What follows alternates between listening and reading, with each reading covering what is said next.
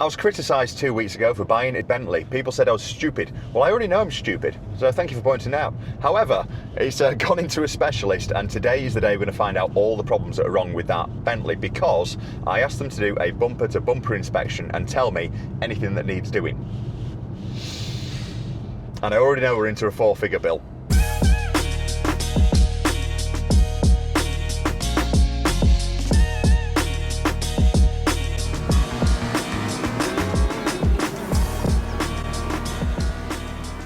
There were a few issues that I spotted on the way home, so if you've not seen the video before, it is linked here. Alex, thank you. Have a watch that video if you want to see us buying a Bentley and getting a free sword with it. Bit of an odd one, that one. Lovely bloke, no problem with the guy, no problem with the deal. However, they've found a couple of issues and we're going to go through it and just see how much I've been absolutely fleeced for on the repair costs on this Bentley. But that's the nature of the beast. That's what we do in this game. We buy everyone else's problems, pay for them, sell them for the smallest of margins, and then if anyone else has further problems, we pay for those too.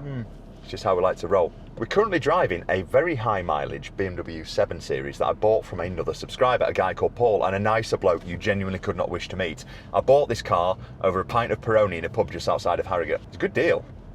I bought him a pint, and he then bought me a pint. You know how I've bought you pints, Alex? No. Did you enjoy your breakfast? Yeah, my shredders I had this morning at home. Oh, did you already have breakfast? Is that where you forced the sausage sandwich down? You thought, oh, Rob's getting him in. I've eaten, but why not? Gonna have one anyway. Hey dear. So we're going to waft over to this place in Leeds now. Unfortunately, my missus is upset with me because she decided to do a random pop into the showroom to see me as I was walking out the door and locking up. Sorry, darling. Nothing personal.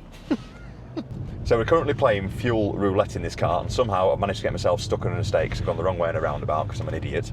And fuel roulette is essentially a game, Alex, where you've got to drive for as long as possible in a trade car that's coming using somebody else's fuel. And then you get to a point where you're on a 0 mile range, which you're on now, and you desperately hunt for the nearest petrol station. Unfortunately, our local BP that has a Marks and Spencer's in it, 6 o'clock is the key time to go in there. Yellow stickers galore on Marks and Spencer's stuff. Is it? Yes, you can eat the stuff you can never normally afford. Is that where you got that New Yorker from in the SQ5 video? It is. Is it? £2. Very Wow. pleased. So we're now desperately trying to find a petrol station, and I'm hoping there's something on the way here. Because we're on 0 range.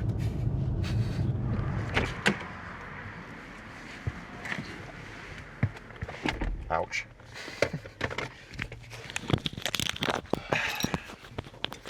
How much do you think it costs to fill a 7 Series? Diesel. £70. Oh no. Oh no. I'm not getting one. Oh no. Oh. Should we go to Leeds? Yeah. Should we get the bike out? Your mother.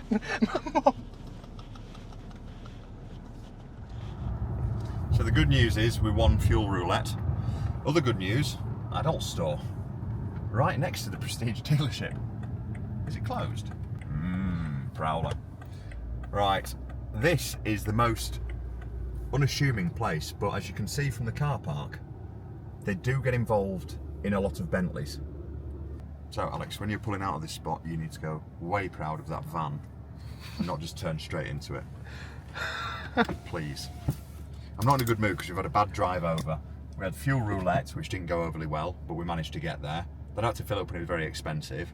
And I've had a phone call about an Audi gearbox that's gone kaput. And that's going to be £3,000. And I'm now going to be faced with some bills for a Bentley. So the sun has come out just in time because I'm going to be driving this home with the roof down and hopefully some money left in my wallet, because what we're going to do now, first of all, have a quick look around because the owner has very kindly allowed us to have a look behind the scenes here, which I think you'll find interesting, so we can see what it is they get up to. Obviously, it's a very busy business. You can hear it all kicking off in the background and there's loads of cars here to look at as well. We're going to have a quick look around it and then the owner is going to talk us through the long list of things that he's had to get right on this Bentley for us to sell it at a sort of level that I want to sell it at, which is nothing's ever going to be perfect, but nice. So, I'm going to hop inside, meet the owner, have a walk around what's going on in the background, and he's going to go through the invoice. I'm going to be sat down, and I'm going to be driving home, hopefully not weeping, but it'll give you a bit of an insight as to what the prep costs are on a Bentley Continental. which was meant to be cheap. I suspect isn't anymore.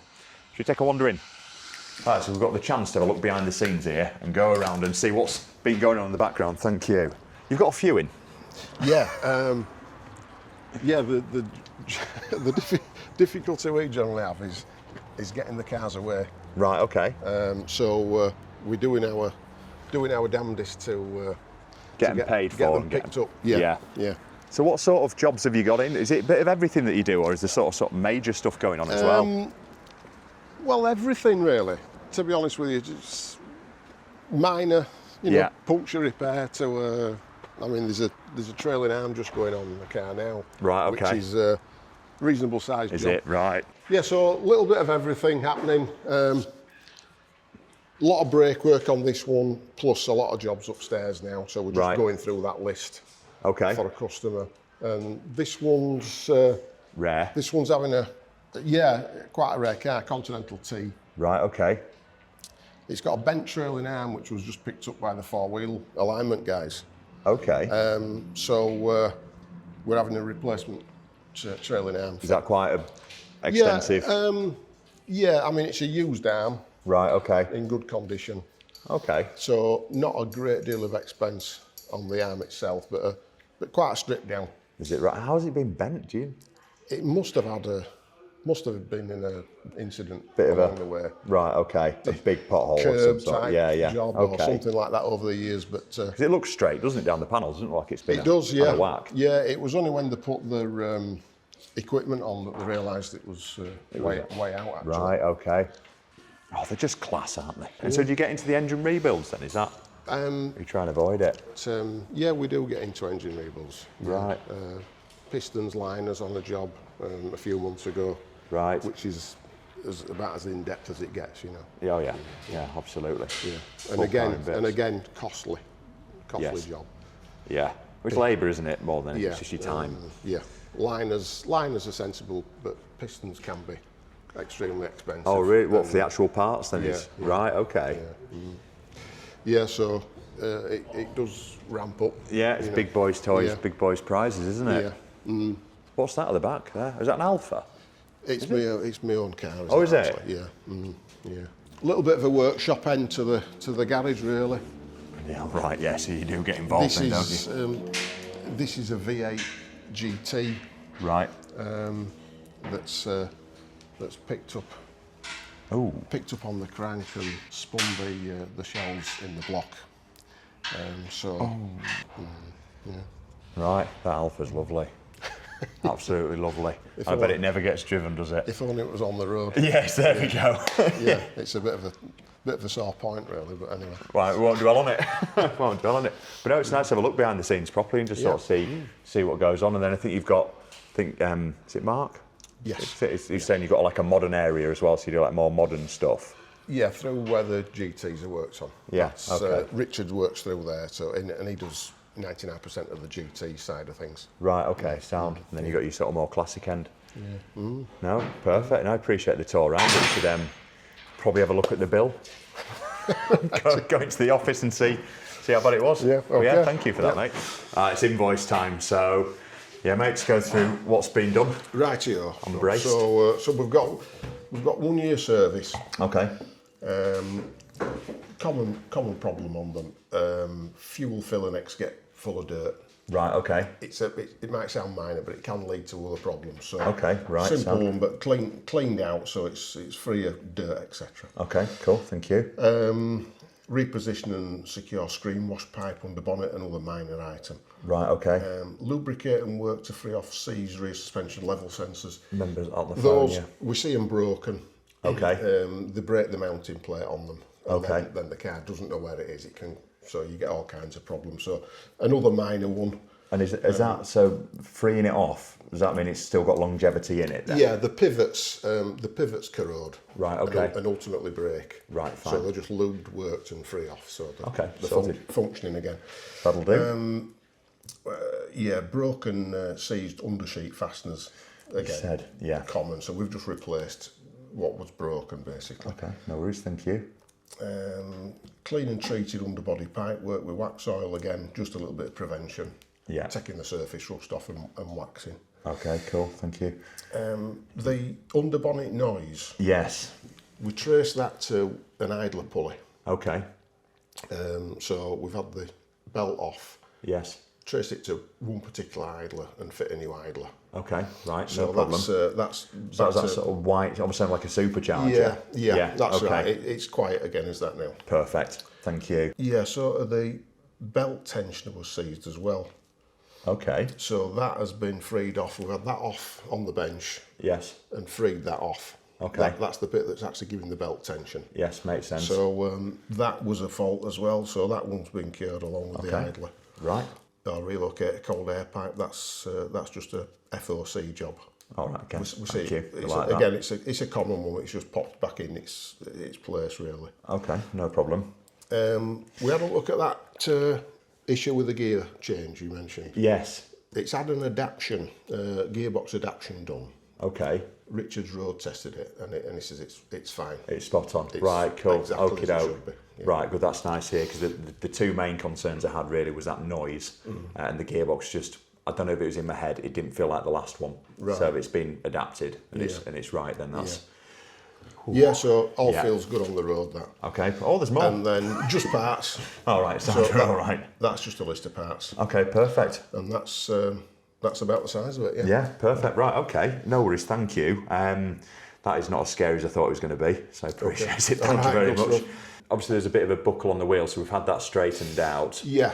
You guys, have you seen it since? Were you happy with it, wasn't it? Well, again, Richard's refit it. Right, okay. So I presume your guys were happy with truing it up, and Yeah, so that'll be okay. Yeah.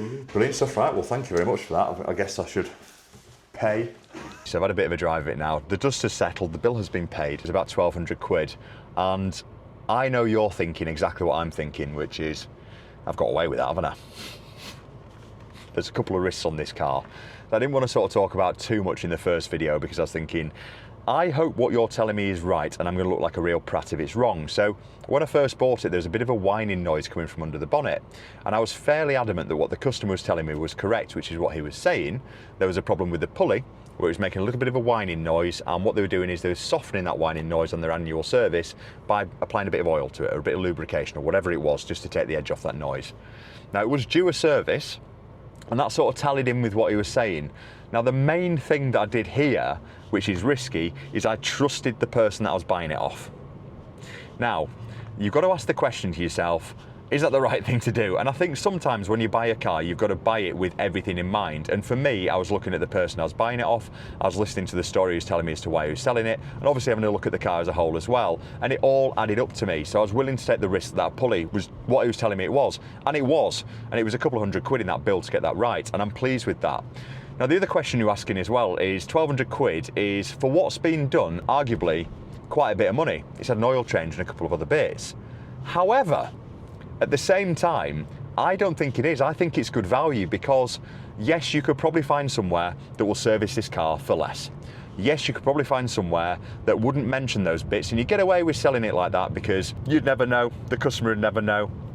It would probably never bite you in the bottom. But the reason I like to go to a specialist in these situations is because they know these cars better than anybody does. There are plenty of garages where you might go for your regular service work. So this guy, the previous owner, took it to be fair, not a specialist. However, the owner had a W12 Bentley, so at least you've got someone who's got some knowledge of the car. But the reason I think it's worth it is because they're looking at that car and they're looking at bits that they know might go wrong. And it gives me a huge amount of confidence while I'm selling a car that's been through a specialist. I know that anything that's been picked up on has been addressed, and I know that if there's anything that's kind of coming on as a problem, they've told me about it, and I can have that conversation with the customer as well. So I feel confident selling it now. There's a couple of bits left to do on the car.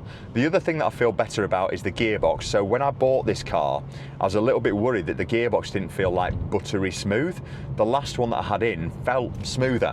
And I thought, oh no, I didn't notice it on the test drive, to be honest, but I did notice it when we were doing all the filming at the end of the video with the drone and everything, because we kept on turning it around and all that sort of stuff. And I was just like, just feels a bit off this, and I don't know what it is. And after speaking to Mark, he's told me that these gearboxes occasionally need adapting, or an adaptation, and it will learn the way that you drive. So if the previous owner drove it in a way that was very different to the way that I was driving it, then it would make sense that it probably needs to relearn how I'm driving.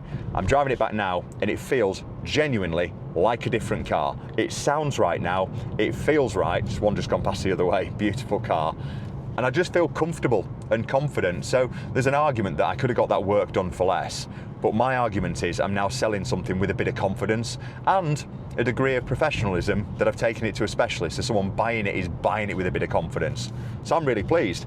I think I've got away with murder, to be honest. I was expecting a bigger bill. There are a couple of things that surprised me. One of the wheels had a slight buckle in it, so I sent it across to the people that we normally use, which is White Rose Alloys in Leeds. So they, funnily enough, aren't far away from the specialist, so they're able to drive over, pick up the wheel, get it sorted and drop it back off. So that's cost me 100 quid or whatever, saved me a load of time and effort. So I'm really pleased. We've got the leather guy coming over to sort the dashboard out. That's going to be happening next week. He's also going to be working on that Tech Art 911 that we've finally got all the parts for. So Mark, I know you've been pushing me for answers on that. We've had to special order the rear tyres for that. Been a bit of a nightmare, that car, to get hold of all the bits. But anyway, that is coming to you soon. I'll give you a full update on that one. But overall, this has been a pleasant day in the office, besides the obvious phone calls that have happened in the interim period. And I'm very pleased that I'm going to be selling a very nice car with very nice history from a very nice customer to hopefully a very nice member of the public who's going to treat it with a little bit of respect and enjoy it, because it's rather special, this thing, and it drives rather well indeed now. So thank you, as usual, for joining me. I hope that's given you a bit more of an insight as to what goes on in the background. I'm going to get this ready, get it for sale, although the sun is due to shine this weekend. And I've not had a proper chance to enjoy this car yet, so I might